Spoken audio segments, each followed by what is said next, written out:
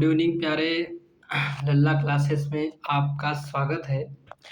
आज हम पॉलिटी का लेक्चर नंबर 20 लेकर के आए हैं और लेक्चर नंबर 20 लेकर के आए हैं। अब यहाँ से हम स्टार्ट करते हैं और शुरू में आप लोग से एक बात कह देना चाहते हैं कि आप लोग लाइक करो, कमेंट करो, सब्सक्राइब करो, शेयर करो। नहीं करोगे तो मेरे क्लास आपके पास आसानी से पहुँच नहीं पाएंगे। देखिए हम यहाँ से स्टार्ट करते हैं कि 93वें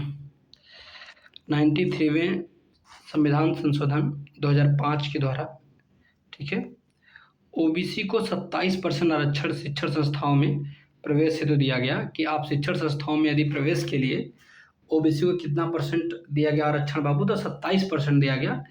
लेकिन कौन सा संविधान संशोधन किया गया था? तो 93वां संविधान संशोधन सन 2005 में, ठीक है। ओबीसी को 27% आरक्षण मिला। किस लिए? तो मिला उसके लिए जो है शिक्षण संस्थाओं में प्रवेश करने के लिए। इसके साथ ही अनुच्छेद क्लास 5 जोड़ा गया था, ठीक है, अनुच्छेद क्लास 5 जोड़ा गया था, ठीक है। आगे अब हम देखेंगे 97वां संविधान संशोधन सन 2011 में हुआ। कब होता है बाबू? 2011 में होता है। द्वारा सहकारी समिति का प्रावधान किया गया। तो सहकारी समिति का प्रावधान जब किया गया तो ये कब किया जा रहा है बाबू? 97वां संविधान संशोधन सन 2011 में हुआ था, याद रखना। और इस समय सहकारी समिति का प्रावधान जोड़ा गया था। अनुच्छेद 19 क्लास 1 सब क्लास सी में सहकारी समितियां की बात करी गई है। अनुच्छेद 19 क्लास 1 सब क्लास सी में सहकारी समितियों की बात करी गई है। अनुच्छेद 43 बी में सहकारी समितियों की बात करी गई है और 9B में भी, भाग 9B में भी इसका संवर्धन किया गया है सहकारी समिति का, ठीक है। तो अब इतना चीज़ें हमें याद रखना है कि सहकारी समिति कहाँ कहाँ मिलेगी। एक तो 97वां संविधान संशोधन सन 2011 में संशोधन करके जो है सहकारी समिति बनाई गई और दूसरा प्रावधान जोड़ा गया इसकी। अनुच्छेद 19 क्लास सी में सहकारी समिति आगे जोड़ा गया है। फिर उसके बाद में 43 क्लॉज बी में जो है सहकारी समितियों को जोड़ा गया है और भाग 9B, संविधान के भाग 9B में भी इसका सहकारी समिति का संवर्धन किया गया है। अनुच्छेद 243 जेड और जे के अनुसार सहकारी समिति के निदेशकों की अधिकतम संख्या कितनी होगी? 21 होगी। जब हम अनुच्छेद 243 का जेड और जे, क्लास जेड जे में जाएंगे तो उसके अनुसार सहकारी समिति के निदेशकों की जो अधिकतम संख्या कितनी होगी बाबू? 21 लोग होंगे बस। उसमें संख्या के बारे में उपबंध जो है राज्य विधानमंडल विधि बनाकर करता है, परंतु अधिकतम 21 होनी चाहिए, ठीक है। कहने का मतलब कि सहकारी समिति में कितने संख्या होगी और राज्य विधानमंडल जो होगी वो विधि बना करके निर्धारित करेगी, लेकिन 21 से अधिक नहीं होगा। आगे हम देखेंगे बाबू क्या कह रहा है। जीएसटी जोड़ा गया 101वें संविधान संशोधन 2016 द्वारा, ठीक है। 101वें संविधान संशोधन 2016 में क्या जोड़ा गया बाबू? जीएसटी जोड़ा जाता है। जीएसटी का प्रारंभ जो होता है 1 जुलाई 2017 से प्रारंभ होता है, ठीक है। तो जीएसटी को जोड़ने का टाइम क्या था? तो 101वां संविधान संशोधन सन 2016, ठीक है। क्या था बाबू? 101वां संविधान संशोधन सन 2016 में जोड़ा गया और 1 जुलाई सन 2017 में क्या हुआ बाबू? उसको प्रारंभ किया गया, स्टार्ट किया गया। 94वां संविधान संशोधन 2006 में होता है। 94 नंबर का संविधान संशोधन कब होगा बाबू? 2006 में, ठीक है। इस समय तो हम लोग पैदा हो गए थे। तो 94वां संविधान संशोधन 2006 में होता है। अनुच्छेद 164 में संशोधन किया गया था। तो अनुच्छेद 164 में संशोधन किया गया था। 94वां संविधान संशोधन सन 2006 में 164 में संशोधन हुआ था, ध्यान रखना। आखिर 95वां संविधान संशोधन 2009 में, मतलब कि 94 और 95 जब संविधान संशोधन हुआ 3 साल बाद होता है, 2009 में होता है। अनुच्छेद 334 में संशोधन किया गया था। अनुच्छेद 334 में संशोधन किया गया तो 95वां संविधान संशोधन सन 2009 में। और 96वां संविधान संशोधन सन 2011 में होता है। 8वीं अनुसूची में संशोधन किया गया। किसमें संशोधन किया गया बाबू? 8वीं अनुसूची में संशोधन किया गया। और 103वां संविधान संशोधन अनुच्छेद 15 में संशोधन किया गया था। अनुच्छेद 15 में संशोधन किया गया किसमें? 103वां संविधान संशोधन जब हुआ। तो 103वां संविधान संशोधन जब होता है तो किसके लिए होता है बाबू? एक तो अनुच्छेद 15 में संशोधन करने के लिए किया जाता है, और 96वां संविधान संशोधन सन 2011 में होता है, 8वीं अनुसूची में संशोधन करने के लिए किया जाता है। 95वां संविधान संशोधन कब होता है बाबू? 2009 में। और किस लिए होता है? आर्टिकल 334 में संशोधन करने के लिए किया जाता है। और 94वां संविधान संशोधन कब हुआ? तो 2006 में। कब हुआ? 2006 में हुआ। अनुच्छेद 164 में संशोधन करने के लिए किया जाता है। आगे देखते हैं क्या कहा गया है बाबू। सर्वप्रथम गोलकनाथवाद 1967 में सुप्रीम कोर्ट ने संसद की संविधान संशोधन शक्ति पर सीमाएं आरोपित की थी। तो गोलकनाथवाद जो था 1967 में हुआ, तो सुप्रीम कोर्ट ने क्या कहा कि संसद की संविधान संशोधन शक्ति पर सीमाएं आरोपित की थी, कि कुछ सीमाएं हैं। सुप्रीम कोर्ट ने बताया संसद को कि इस पे संविधान संशोधन की आपकी भी एक सीमा है, उससे ज़्यादा नहीं संशोधन कर सकते आप। ठीक है, आगे हम देखते हैं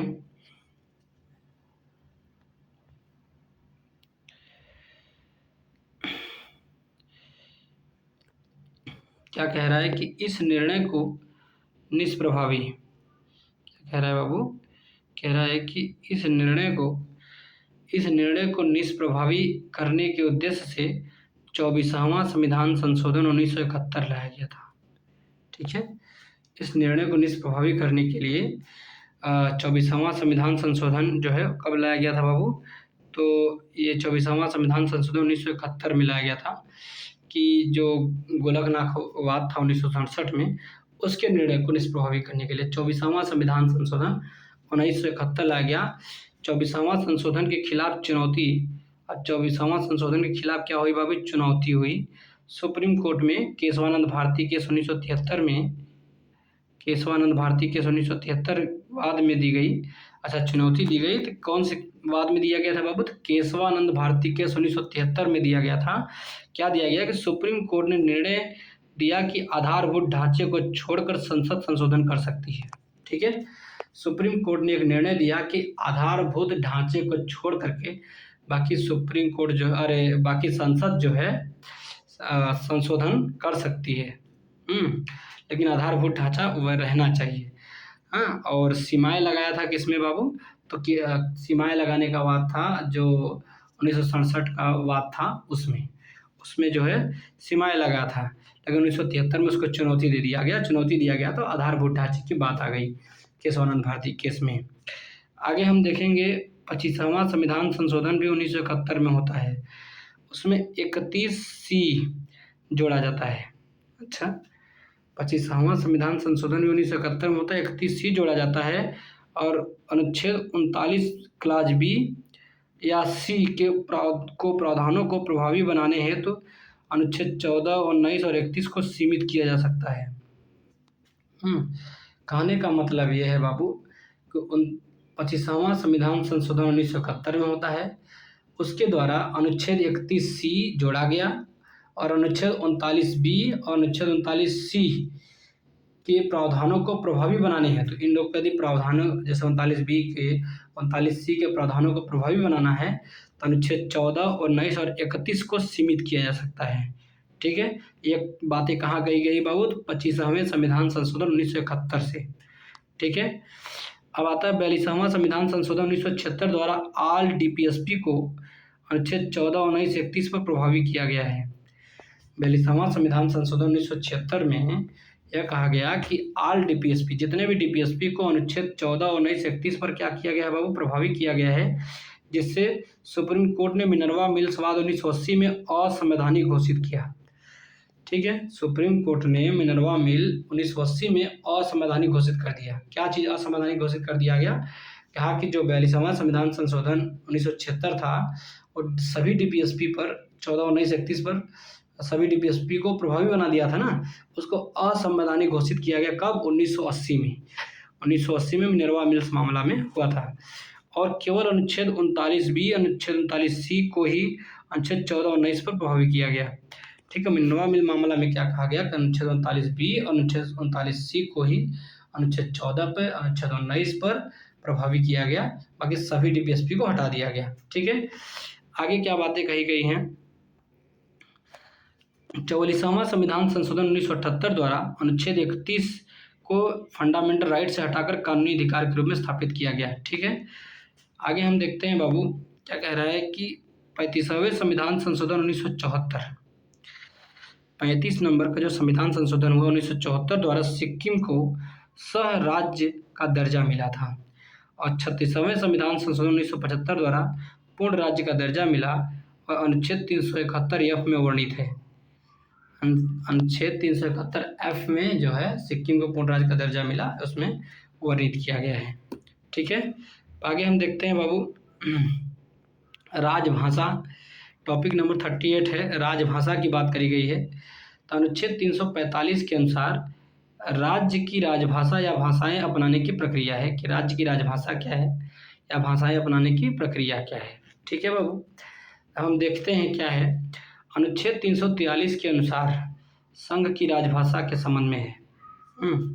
अनुच्छेद 343 जो है संघ की राजभाषा, संघ की राजभाषा के संबंध में अनुच्छेद 343 है कि हमारा केंद्र का क्या राजभाषा होगा। ठीक है, आगे अनुच्छेद 346 के अनुसार दो राज्यों के बीच पत्रादि की राजभाषा का उपबंध क्या है। अच्छा, 346 में बता दिया गया है कि दो राज्यों के बीच जो पत्र आदि की जो राजभाषा का उपबंध है, तो अनुच्छेद 346 में है। अनुच्छेद 344 के अनुसार राजभाषा आयोग है। ठीक है, अनुच्छेद 344 के अनुसार राजभाषा आयोग की बात करी गई है। और अनुच्छेद 346 में क्या बताया गया, दो राज्यों के बीच में जो पत्र आदि का जो राजभाषा होगा, ठीक है, अनुच्छेद 346 से संबंधित है। अनुच्छेद 343 में केंद्र की या संघ की राजभाषा के संबंध की बात करी गई है। ठीक है, और 345 में बता दिया गया है कि राज्य की राजभाषा या भाषाएं अपनाने की प्रक्रिया। ठीक है, आगे हम अनुच्छेद 350 में चलते हैं बाबू। अनुच्छेद 350 में क्या कहा गया है, अनुच्छेद 350 को भाषाई अल्पसंख्यक को मातृभाषा में शिक्षा का प्रावधान प्राथमिक स्तर की शिक्षा में है कि जो भी भाषाई अल्पसंख्यक हैं उनको मातृभाषा में शिक्षा का प्रावधान जो है प्राथमिक स्तर की शिक्षा में है और मातृभाषा में अपना पढ़ाई कर सकते हैं भाषाई अल्पसंख्यक को, आर्टिकल 350 क में। ठीक है, आगे हम देखेंगे अनुच्छेद 344 के प्रथम राजभाषा आयोग बीजी खेर की अध्यक्षता में गठित की गई और 1955 में राष्ट्रपति द्वारा। ठीक है, कहने का मतलब ये है कि अनुच्छेद 344 जो है उसके अनुसार प्रथम राजभाषा आयोग जो बनाया गया था, अध्यक्ष कौन था, बीजी खेर। राजभाषा आयोग के जो अध्यक्ष थे कौन थे बाबू, तो बीजी खेर जी थे। कौन अध्यक्ष थे, बीजी खेर जी थे। गठित किया गया था 1955 में राष्ट्रपति द्वारा। ठीक है, उसको समर्थन मिल गया। आगे हम देखेंगे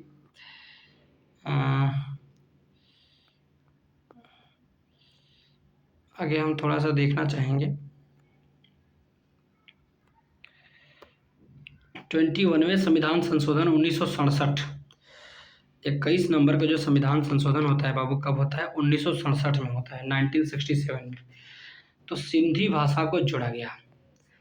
21 में सिर्फ एक ही भाषा को जोड़ा जाता है, 1967 में सिंधी भाषा को जोड़ा जाता है। और अब 21 से सीधे चलेंगे 71वां संविधान संशोधन, ये 1992 में होगा। 71वां संविधान संशोधन 1992 होगा, 3 भाषा, नेपाली, कोंकणी, मणिपुरी। तो 71वां संविधान संशोधन 1992 में होता है बापू, 3 भाषा जोड़ी है, नेपाली, मणिपुरी और कोंकणी।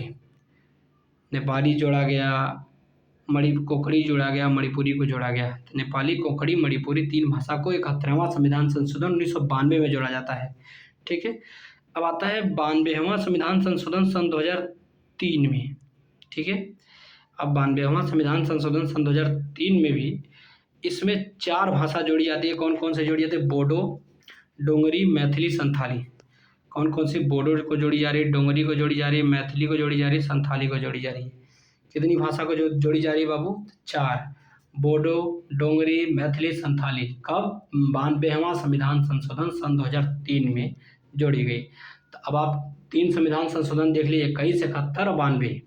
21वां में सिर्फ सिंधी को जोड़ा जाता है 1967 में, और 71वां संविधान संशोधन 1992 में होगा। उसमें 3 भाषा को, नेपाली, कोंकणी, मणिपुरी को जोड़ा जाएगा। और आगे हम देखेंगे 92वां संविधान संशोधन 2003, इसमें हम 4 भाषा को जोड़ेंगे।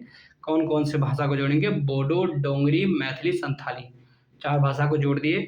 संविधान के प्रारंभ में केवल कितनी भाषाएँ थी बाबू? 14 भाषाएँ थी। कितनी भाषाएँ थी? केवल 14 भाषाएँ थी। जो राजकीय भाषा का दर्जा प्राप्त था उनको 14 भाषा को। 22 भाषाओं की अब सूची हो गई है। कौन-कौन सी ऐसी भाषा है जो 22 भाषाओं की सूची है? कभी-कभी मिलान के लिए आया था कि इनमें से कौन सी जो है राजकीय भाषा नहीं है।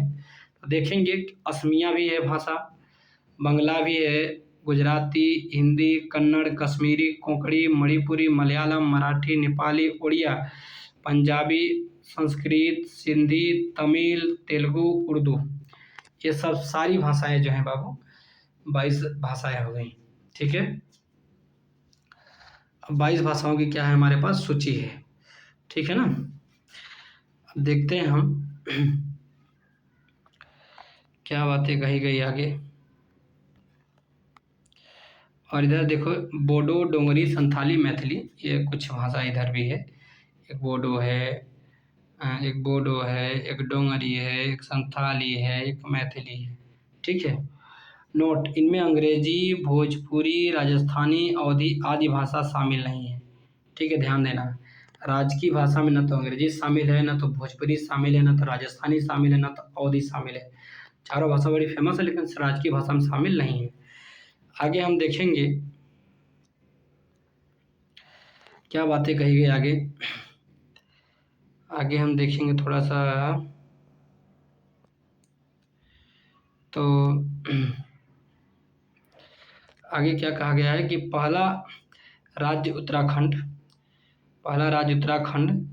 तथा 2010, दूसरा राज्य हिमाचल प्रदेश 2019, और जिसने संस्कृत को द्वितीय राजधानी का दर्जा दिया था, राजभाषा का। हाँ, संस्कृत को द्वितीय राजभाषा का दर्जा देने वाला बंदा पहला राज्य कौन सा है बाबू? तो उत्तराखंड है, जो कि 2010 में संस्कृत को द्वितीय राजभाषा बनाया, और हिमाचल प्रदेश 2019 में इसने भी संस्कृत को द्वितीय राजभाषा बनाया। सर्वाधिक बोलने वाली भाषा कौन है बाबू? तो सर्वाधिक बोलने वाली जो भाषा है देखेंगे, प्रथम हिंदी बोली जाती है जो कि 43.63% बोली जाती है। कितना परसेंट बाबू? 43.63% बोली जाती है। कितना बोली जाती है? 43.63% हिंदी बोली जा रही है।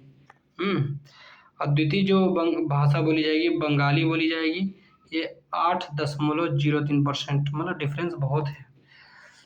उसके बाद मराठी जो है तृतीय में जाएगा तो 6.8%, मतलब कि सर्वाधिक बोलने वाली जो भाषा है तो उसमें आपको याद रखना है, सर्वाधिक बोलने वाली भाषा में सबसे ज़्यादा क्या बोला जाएगा बाबू? हिंदी बोली जाती है। क्या बोली जाती है? सबसे ज़्यादा हिंदी बोली जाती है। ठीक है, सबसे ज़्यादा क्या बोली जाएगी बाबू? हिंदी बोली जाएगी। आगे हम देखेंगे उसके बाद बंगाली, उसके बाद मराठी। तो डिफरेंस बहुत है इन लोगों में। हिंदी 43% है, बंगाली 8% है, और मराठी 6% की लमसम है। तो भाषा शास्त्रीय दृष्टि से द्रविड़ परिवार की भाषा ब्राह्मी हुई। भाषा के शास्त्रीय दृष्टि से देखेंगे, द्रविड़ परिवार की जो भाषा हुई, क्या हुई है बाबू? ब्राह्मी हुई है। द्रविड़ परिवार की भाषा क्या हुई है? ब्राह्मी हुई है, जो बलूचिस्तान की भाषा है। ब्राह्मी की कहाँ की भाषा है? तो बलूचिस्तान की भाषा है। लेकिन द्रविड़ परिवार की भाषा क्या हुई है बाबू? ब्राह्मी हुई है, जो बलूचिस्तान की भाषा है। आगे हम देखेंगे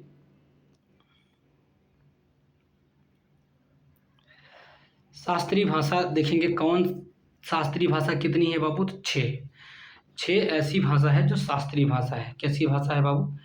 6 जो है शास्त्रीय भाषा है। शास्त्रीय भाषा के बारे में हम देखते हैं कि कौन कौन सी भाषा शास्त्रीय भाषा है। तो तमिल, संस्कृत और तेलुगु। तमिल, संस्कृत और तेलुगु के बारे में देखना। तमिल, संस्कृत, तेलुगु, कन्नड़, मलयालम, उड़िया, 3 चीज़। कन्नड़, मलयालम, उड़िया। अब हम देखेंगे तमिल को कब जोड़ा जाता है बाबू? तो सन 2004 में शास्त्रीय भाषा का दर्जा प्राप्त है। तमिल भाषा को शास्त्रीय भाषा का दर्जा सन 2004 में प्राप्त होता है, और संस्कृत भाषा को शास्त्रीय भाषा का दर्जा मिलता है तो 2005 में मिलता है। संस्कृत तो बड़ा पुराना था, फिर भी जो है 2005 में इसको बेचारे को शास्त्रीय भाषा का दर्जा दिया गया। और तेलुगु और कन्नड़ को 2008 में शास्त्रीय भाषा का दर्जा दिया गया था बाबू। तेलुगु को ले लो, कन्नड़ को ले लो, 2008 में शास्त्रीय भाषा का दर्जा प्राप्त था। किसको? तेलुगु को और कन्नड़ को। ठीक है। अब देखो कन्नड़ की जो एक लेखिका थी बानो मुश्ताक, उसको बुकर पुरस्कार मिला अभी हाल में। तो भाई कन्नड़ भी तो शास्त्रीय भाषा है ना। मलयालम 2013, मलयालम को कब मिला बाबू? 2013 में शास्त्रीय भाषा का दर्जा मिला। मलयालम भाषा को शास्त्रीय भाषा का दर्जा कब मिला? तो 2013 में। ओडिया को 2014 में मिला। तो ओडिया को 2014 में मिला, तो इस समय तो हम बड़े हो गए थे। इसी समय मोदी जी जो है प्रधानमंत्री बन रहे थे। मलयालम को 2013 में मिला, ठीक है, और ओडिया को 2014 में मिला। कन्नड़ और तेलुगु को 2008 में मिल जाता है। तमिल को 2004 में, संस्कृत को 2005 में। इतना चीज़ याद रखना है। स्थानीय स्वशासन की बात करेंगे हम, देखेंगे थोड़ा 39 पे। आत्मनिर्भर समाज व्यवस्था का वर्णन करते हुए किसने कहा कि भारत की ग्राम व्यवस्था छोटे छोटे गणतंत्र है? चार्ल्स मेटकाफ ने कहा था। क्या कहा था? चार्ल्स मेटकाफ ने कहा कि आत्मनिर्भर समाज व्यवस्था का वर्णन करते हुए किसने कहा कि भारत की ग्राम व्यवस्था छोटे छोटे गणतंत्र है? चार्ल्स मेटकाफ ने कहा था। आगे देखेंगे, भारत संघात्मक व्यवस्था में तीसरा स्तर पर 1992 के 73वें संविधान संशोधन एवं 74वें संविधान संशोधन के माध्यम से 1993 में जोड़ा गया। ठीक है, तीसरा स्तर जोड़ा गया 73वां 74वां में। 73वां में जो है पंचायत जोड़ी गई थी, 74वां में नगर पालिका जोड़ी गई थी। आगे लेकिन सब था 73वां संविधान संशोधन 1992 के 73वें और 74वें संविधान संशोधन के माध्यम से 1993 में जोड़ा गया। आगे हम देखेंगे 73वां संविधान संशोधन 24 अप्रैल 1993 से 24वां संविधान संशोधन 1 जून 1993 से प्रभावी हुआ। तो 73वां संविधान कब से प्रभावी हुआ था? तो 24 अप्रैल 1993 से प्रभावी हुआ था। और 74वां संविधान कब प्रभावी हुआ था बाबू? तो 1 जून 1993 से। तो 2 महीने बाद से प्रभावी हो गया था। अच्छा, मतलब कब हुआ था संविधान संशोधन बात अलग है, लेकिन जब प्रभावी होता है तो 73वां संविधान संशोधन 24 अप्रैल 1993 से प्रभावी होता है और 74वां संविधान संशोधन 1 जून 1993 से प्रभावी होता है। ठीक है, आगे क्या कहा गया है कि 73वां संविधान संशोधन द्वारा भाग 9 जोड़ा जाता है। ठीक है, क्या जोड़ा जाएगा बाबू? भाग 9। भाग 9 जोड़ेंगे तो अनुच्छेद 243 से 243 ओ तक चलता है। कहाँ तक? 243 से लेकर 243 ओ तक चलता है। अच्छा, 11वीं अनुसूची जोड़ी गई। 11वीं अनुसूची जोड़ी गई। पीएम थे उस समय पीवी नरसिम्हा राव। पीएम कौन था बाबू? 73वां संविधान संशोधन 1992 में। तब प्रधानमंत्री थे पीवी नरसिम्हा राव। कार्यकाल था 1991 से 1996 का समय में। तो 73वां संविधान संशोधन का द्वारा भाग 9 जोड़ा गया। 243 से 243 ओ तक प्रावधान है। 11वीं अनुसूची भी 73वां संविधान संशोधन में जोड़ा गया। उसमें पीएम जो थे नरसिम्हा राव जी थे। कार्यकाल क्या था नरसिम्हा राव जी का? 1991 से 96 के मध्य था। आगे देखेंगे हम पंचायती राज संस्थाओं के 29 कार्यों की सूची। पंचायती राज संस्थाओं के 29 कार्यों की सूची अनुच्छेद 243 जी के अंतर्गत है। अनुच्छेद 243 छ से छाता या जी बोल दोगे तो अनुच्छेद 243 जी या तो छ से छाता है। अनुच्छेद 243 जी या छ से छाता की बात करोगे तो पंचायती राज संस्थाओं के 29 कार्यों की सूची बताई गई है। कितना? 29 कार्यों की सूची बताई गई है। आगे क्या बातें कही गई कि अनुच्छेद 243 ग के अनुसार राज्य का विधानमंडल पंचायतों की संरचना के लिए उपबंध करने के लिए अधिकृत है। अनुच्छेद 243 ग में कहा गया है कि जो राज्य का विधानमंडल है ना, यदि वो चाहे तो पंचायतों की संरचना के लिए जो है उपबंध के लिए क्या है? अधिकृत है। आराम से पंचायतों की संरचना बना सकती है। प्रत्येक राज्य ग्राम, मध्यवर्ती और जिला स्तर पर पंचायत का गठन करेगा। कहा गया कि जितने भी राज्य हैं ग्राम स्तर पे, मध्यवर्ती स्तर पे, जिला स्तर पर पंचायत का क्या करेगा बाबू? गठन करेगा। लेकिन जहाँ राज्य की जनसंख्या 20 लाख से अधिक नहीं है वे मध्यवर्ती स्तर पर पंचायत का गठन नहीं कर सकेंगे। ठीक है, तो प्रत्येक राज्य तो अपने ग्राम स्तर पे, मध्यवर्ती स्तर पे, जिला स्तर पंचायत का गठन करेंगे, लेकिन जब वहाँ की जनसंख्या, उस राज्य की जनसंख्या 20 लाख से अधिक नहीं है, 20 लाख से कम ही है, तब वहाँ पे जो है मध्यवर्ती स्तर पे पंचायत का गठन नहीं कर सकते। किस स्तर पे? मध्यवर्ती स्तर पे पंचायत का गठन नहीं कर सकते। ठीक है, आगे क्या बातें कही गई बाबू? ग्राम सभा ग्राम स्तर पर पंचायत क्षेत्र के भीतर समाविष्ट किसी ग्राम से संबंधित निर्वाचक सूची में पंजीकृत व्यक्ति होते हैं। ठीक है, हाँ, तो वही सूची में वो सभी व्यक्ति जो हो गए, मतलब जहाँ से पंचायत की चुनाव लड़ेगा ना, उस ग्राम से संबंधित निर्वाचक सूची में पंजीकृत होते हैं। ठीक है, आगे हम देखेंगे कौन सा कार्य स्थानीय स्वशासन से संबंधित नहीं है। तो देखेंगे लोक व्यवस्था का अनुरक्षण, बिकॉज ये राज्य सरकार से संबंधित है। तो लोक व्यवस्था का अनुरक्षण जो है राज्य सरकार से है, स्थानीय स्वशासन से नहीं है। लोक व्यवस्था का अनुरक्षण कहाँ से संबंधित है बाबू? राज्य सरकार से है। ध्यान देना, स्थानीय स्वशासन से नहीं है। प्रत्येक राज्य में 3 प्रकार की नगर पालिकाएँ होती हैं। अब हर राज्य में 3 प्रकार की नगर पालिका होती हैं। एक नगर पंचायत होता है, दूसरा नगर पालिका परिषद होता है, नगर निगम होता है। अब नगर पंचायत कहाँ पे होगा, नगर पालिका परिषद कहाँ पे होगा और नगर निगम कैसे होगी, उसके बारे में हमें देखना है। तो पंचायती राज्य प्रणाली जो है राज्य सूची का विषय है। ठीक है, पंचायती राज प्रणाली किस सूची का विषय है बाबू? तो राज्य सूची का विषय है, कोई दिक्कत नहीं होनी चाहिए। अब देखेंगे 73वां संविधान संशोधन 1992 में और 24 अप्रैल 1993 को लागू हुआ था। ठीक है, तो पहले बता दिए। इसका अभिपालन करने वाला पहला राज्य कौन था बाबू? मध्य प्रदेश।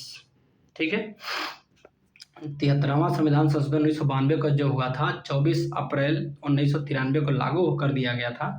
तो उसका अभिपालन करने वाला पहला राज्य कौन था बाबू? तो मध्य प्रदेश था। ठीक है, कौन था? मध्य प्रदेश। उसमें पंचायत शब्द जोड़ा गया था। पंचायती राज दिवस 24 अप्रैल को ही मनाया जाता है। क्यों?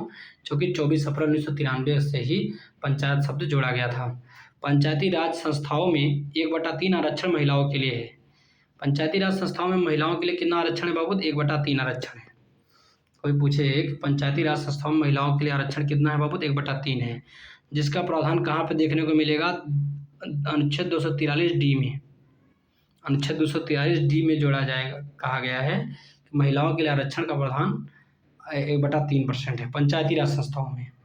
ठीक है, आगे कह रहा है कि अनुच्छेद 243D क्लास डी और सब क्लास 1 में SC/ST के लिए आरक्षण उनकी जनसंख्या के अनुपात में होगा। तो वही है 243D क्लास डी और सब क्लास 1 में कहा गया है कि SC/ST के लिए आरक्षण उनकी संरचना के अनुपात में होगा। आगे क्या कहा गया है? कुछ राज्यों ने महिलाओं का आरक्षण 50% तक कर दिया।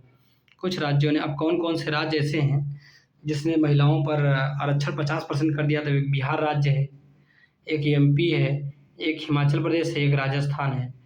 महाराष्ट्र भी महिलाओं पर आरक्षण 50% कर दिया, केरला भी 50% कर दिया, आंध्र प्रदेश भी कर दिया, उत्तराखंड भी कर दिया, पश्चिम बंगाल में भी कर दिया, त्रिपुरा ने भी कर दिया, पंजाब ने भी कर दिया। ये सारे राज्य हैं जिन्होंने महिलाओं पर आरक्षण कितना कर दिया? 50%। कौन कौन? बिहार, मध्य प्रदेश, हिमाचल प्रदेश, राजस्थान जी, महाराष्ट्र भी कर दिया, केरला भी कर दिया 50%, आंध्र प्रदेश भी 50%, UK भी 50%, वेस्ट बंगाल भी 50%, त्रिपुरा भी 50%, पंजाब भी। यूपी ने अभी तक 1/3 ही रखा है। यूपी ने अभी तक कितना रखा है बाबू? 1/3 ही रखा है। ठीक है, यूपी ने अभी तक कितना रखा है आरक्षण बाबू? 1/3 ही रखा है। आगे हम देखेंगे आगे क्या बातें कही गई है कि यूपी में उत्तर प्रदेश पंचायत विधि संशोधन, यूपी में जो उत्तर प्रदेश पंचायत विधि संशोधन अधिनियम 1994 पारित हुआ था। क्या पारित हुआ था? 1994। यूपी में उत्तर प्रदेश पंचायत विधि संशोधन अधिनियम 1994 पारित हुआ, जो 22 अप्रैल 1994 से लागू हुआ था। यूपी में 1994 से लागू होता है पंचायत विधि संशोधन अधिनियम 1994 पारित हुआ, जो 22 अप्रैल 1994 से लागू होता है। 16 क्या बातें कहते हैं इसमें? कहा गया अरुणाचल प्रदेश और पंजाब में कोई भी SC नहीं है, इसलिए इन राज्यों में SC पदों के लिए आरक्षण नहीं लागू होगा। अच्छा, अरुणाचल प्रदेश और पंजाब में SC है ही नहीं, ये कौन सी भाषा हो गई भाई? अरुणाचल प्रदेश में ले लो, पंजाब में SC है ही नहीं, इसलिए SC पदों के आरक्षण नहीं होंगे। संसद द्वारा पेशा 1976 पारित किया गया था। पेशा जो है 1976 पारित किया गया था संसद के द्वारा। अब पेशा का जो फुल फॉर्म देखेंगे, कह रहा है कि panchayat extension to schedule area. Panchayat extension to schedule area PESA 1996 पारित किया गया, संसद पारित करता है। कह रहा है भूरिया समिति की सिफारिश पर आधारित है। किस समिति पर आधारित है बाबू? भूरिया समिति की सिफारिश पर आधारित है। पंचायत को अनुसूचित क्षेत्रों अनुसूची 5 में विस्तार देने का प्रावधान दिया गया है। तो जी हाँ, पंचायत को अनुसूचित क्षेत्रों को विस्तार देने का प्रावधान अनुसूची 5 में दिया गया है भूरिया समिति की सिफारिश पर। किस समिति के आधार सिफारिश है बाबू? भूरिया समिति की सिफारिश पर। ठीक है, तो पेशा कब आया था संसद द्वारा? 1996 में। Panchayat extension to schedule area से उसको बोलेंगे पेशा को। आगे हम देखेंगे 10 राज्य। अब कौन कौन से राज्य? 10 राज्य देखेंगे। आंध्र प्रदेश को देख लेंगे, छत्तीसगढ़, ठीक है, गुजरात देख लिया, हिमाचल प्रदेश, झारखंड, महाराष्ट्र, मध्य प्रदेश, महाराष्ट्र, उड़ीसा, राजस्थान, तेलंगाना। ये 5th शेड्यूल में है। ये क्या है? 5th शेड्यूल में है। पेशा 1996 में निम्न उद्देश्य शामिल किया गया था कि जनजातीय क्षेत्रों में स्वायत्त क्षेत्रों का निर्माण करना था। ठीक है, जनजातीय क्षेत्रों में स्वायत्त क्षेत्रों का निर्माण करना था, इसलिए पेशा 1996 में संसद द्वारा बनाया गया था। अर्थात पारंपरिक अधिकारों की रक्षा करना था, जनजातीय लोगों के शोषण से मुक्त किया जा सके, उनके पारंपरिक अधिकार की रक्षा करा जाए जनजातियों की, ताकि उनके शोषण को मुक्त किया जा सके, कानून आया था। पेशा 6वीं अनुसूची पर लागू नहीं है। पूछा जाएगा क्या पेशा 6वीं अनुसूची पर लागू है? तो जी नहीं, पेशा 6वीं अनुसूची पर नहीं लागू है, ध्यान रखना। पेशा पंचायत एक्सटेंशन शेड्यूल एरिया जो है 6वीं अनुसूची पर नहीं लागू है। ठीक है, पेशा 1996 में ग्राम सभा की भूमिका या शक्ति क्या है?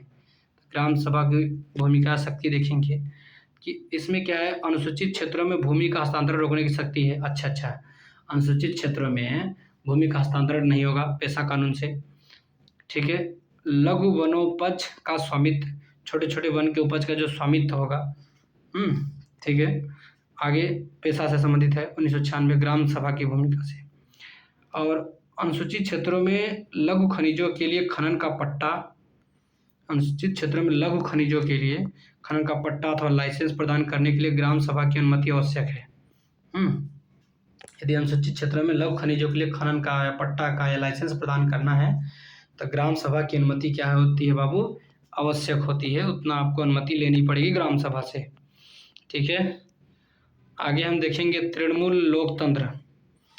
तो इसको क्या बोले? Grass root democracy. अब तृणमूल लोकतंत्र क्या है? अर्थात जमीनी स्तर पर लोकतंत्र है। यह पंचायती राज पद्धति से संबंधित है।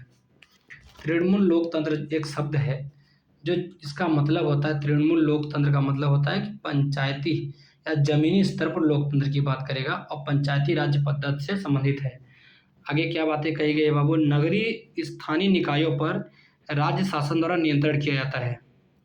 अच्छा, जो नगरीय स्थानीय निकाय है ना, उस पर नियंत्रण कौन रखेगा? तो राज्य का शासन रखेगा। ठीक है, आगे विधायी मामलों में, वित्तीय मामलों में, कार्मिक मामलों में ये राज्य शासन नियंत्रण रखेगा। नगरीय स्थानीय निकाय पर जैसे विधायी मामला ले लो, वित्तीय मामला ले लो, कार्मिक मामला ले लो, तो राज्य शासन जो है नियंत्रण रखेगा। जबकि नागरिक शिकायतों पर राज्य शासन द्वारा नियंत्रण नहीं है। नागरिक शिकायत की बात हो जाए तो राज्य शासन द्वारा नियंत्रण नहीं है। क्यों भाई? देखो, पंचायती राज शब्द किसने दिया था? तो महात्मा गांधी जी ने दिया था। जवाहरलाल नेहरू ने 2 अक्टूबर 1959 को नागौर राजस्थान से पंचायती राज का उद्घाटन किया था। जवाहरलाल नेहरू ने 2 अक्टूबर 1959 को नागौर राजस्थान से पंचायती राज का उद्घाटन किया और 2nd नंबर पे आंध्र प्रदेश है। ठीक है, तो पंचायती राज का उद्घाटन करने वाला जो है नागौर राजस्थान है और दूसरे नंबर पर कौन है बाबू? आंध्र प्रदेश है। पंचायती राज शब्द किसने दिया? महात्मा गांधी ने दिया। नेहरू जी ने 2 अक्टूबर 1959 को नागौर राजस्थान से पंचायती राज का उद्घाटन किया था। अब समितियां क्या हैं बाबू? उसके सुझाव, कौन सी समिति में क्या क्या सुझाव दिए गए, हम उसके बारे में देखेंगे। ठीक है, तो समितियां और सुझाव के बारे में थोड़ा देखेंगे तो इसमें क्या क्या चीज़ें हम देख सकते हैं। तो देखिए, कहा गया है कि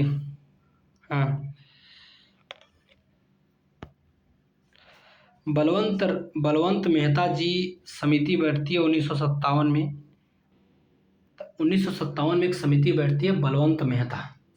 अब बलवंत मेहता जो है वो सुझाव देता है कि 3 स्तरीय पंचायत होनी चाहिए। कितने स्तर की होनी चाहिए? 3 स्तरीय। देखो बाबू, बलवंत राय मेहता मजबूत आदमी थे, 3 लोग को संभाल सकते थे। तो 3 स्तरीय पद्धति की बात करते हैं तो बलवंत राय मेहता 1957 में आते हैं। अब 20 साल बाद 1977 में अशोक मेहता जी आते हैं। हाँ, अशोक मेहता जी 1977 में आएंगे, 20 साल बाद आएंगे। अब इनका खून नया होगा। ये क्या कहेंगे कि 2 स्तरीय पद्धति होगी। ये जो है 2 ही लोग को पटक पा रहे हैं। 2 स्तरीय पद्धति की बात कर रहे हैं। जी.वी.के. राव, जी.वी.के. राव 1985 में आती है समिति। ये प्रतिनिधित्व सुधार, ये किससे संबंधित है? प्रतिनिधित्व सुधार की बात करते हैं। ये सुझाव क्या देते हैं कि प्रतिनिधित्व में सुधार किया जाना चाहिए। क्या किया जाना चाहिए बाबू? प्रतिनिधित्व में सुधार किया जाना चाहिए। और लक्ष्मीमल सिंघवी 1986 में स्थानीय स्वशासन पद्धति की बात करते हैं। लक्ष्मीमल सिंघवी जी हैं 1986 में ये आते हैं और स्थानीय स्वशासन की पद्धति की बात करते हैं। लक्ष्मीमल सिंघवी स्थानीय स्वशासन के पद्धति की बात करते हैं। और जी.वी.के. राव 1985 में ये प्रतिनिधित्व सुधार की बात करते हैं। अब बलवंत राय मेहता 3 स्तरीय 1957 में, और अशोक मेहता 1977 में 2 स्तरीय की बात करते हैं। अब समितियां और क्रमानुसार की बात देखेंगे तो बलवंत राय मेहता 1957 में, अशोक मेहता 1977 में, हनुमंता राव ने 1984 में लेके आए समिति। और जी.वी.के. राव आया था 1985 में आया था। एल.एम. सिंघवी आया था 1986 में आया था। और पी.के. थुंगन समिति आई थी तो 1988 में आई थी। थुंगन 1988 ना।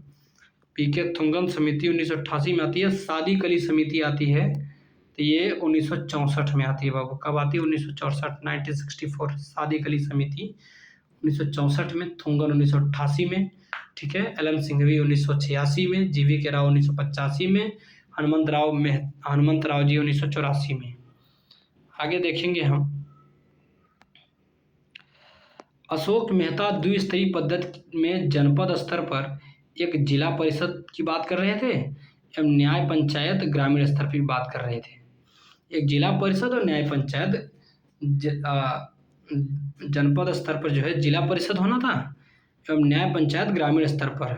जबकि 3 स्तरीय पद्धति में क्या क्या था? ग्राम पंचायत था, क्षेत्र पंचायत था, जिला परिषद था, ठीक है। तो अशोक मेहता 2 ही की बात करते हैं। एक जिला परिषद की बात करते हैं, दूसरा ग्राम पंचायत की बात करते हैं। बस 2 की बात करते हैं। और उसके बाद में जो है बलवंत राय मेहता 3 की बात करते हैं। बलवंत राय मेहता ग्राम पंचायत की बात करेंगे, क्षेत्र पंचायत समिति की बात करेंगे, जिला परिषद की बात करेंगे। आगे हम देखेंगे, एक क्षेत्र पंचायत का क्षेत्र निर्धारित किया जाता है राज्य सरकार द्वारा। तो एक क्षेत्र पंचायत का जो क्षेत्र निर्धारित करना है वो कौन करेगा? राज्य सरकार करेगी कि क्षेत्र पंचायत का कितना भी जो है क्षेत्र निर्धारित होगा। खंड स्तर पर या ब्लॉक स्तर पर पंचायत समिति एक प्रशासनिक प्राधिकारी के रूप में कार्य करती है। प्रशासनिक प्राधिकारी के रूप में कार्य करती है। खंड स्तर पर या ब्लॉक स्तर पर जो पंचायत समिति होती है एक प्रशासनिक प्राधिकारी के रूप में कार्य करती है। इतना बात याद रखना, ठीक है। आगे हम देखेंगे। अब यहीं से हम इस लेक्चर को समाप्त करते हैं। लाइक करिए, सब्सक्राइब करिए, कमेंट करिए और खूब मस्त रहिए।